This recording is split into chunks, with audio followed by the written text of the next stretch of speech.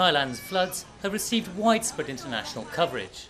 But for most tourists, there's been little disruption to their plans, and many say they've barely noticed. We've been here 2 weeks now, and we had beautiful weather, beautiful attractions and sights, and beautiful people, so it hasn't affected us. Yeah, we haven't seen any flooding here yet, so...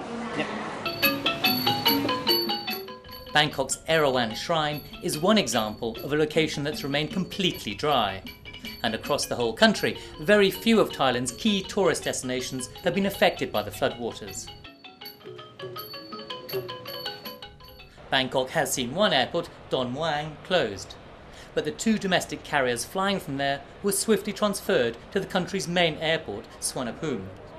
That handles all international flights and has remained open throughout the crisis.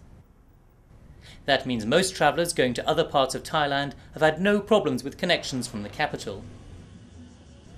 In the south of the country, resorts like Phuket, Krabi and Koh Samui were completely unaffected by the waters. And it's a similar story in the north of Thailand, in towns like Chiang Mai and Chiang Rai. There's really nothing to worry about. We still got to visit the Tiger Temple and go to the floating markets and all the sort of stuff we wanted to do there. So there was no interruptions to our plans whatsoever. The centre of Bangkok has also remained largely untouched. Transport networks like the Mass Transit Railway and the SkyTrain, key ways for tourists to get around, are running normal services. While worries about a shortage of food or drinks have been calmed by the sight of busy supermarkets and shops. For a couple of days we are here in Bangkok and we are enjoying our tour here. No flooding or food scarcity. And we are here in Bangkok with my 2-year boy and we are in family, we are enjoying here. No problem regarding flood. Locations like this temple in the centre of Bangkok have remained dry throughout the emergency, and that's true of almost all tourist attractions in the city. While some areas of the outskirts are still coping with flood-related damage, the water is receding in many districts.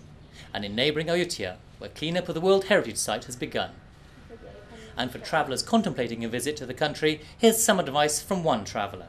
Not seen anything, but because in the south of Thailand I think there's no problem at all about water, about flood.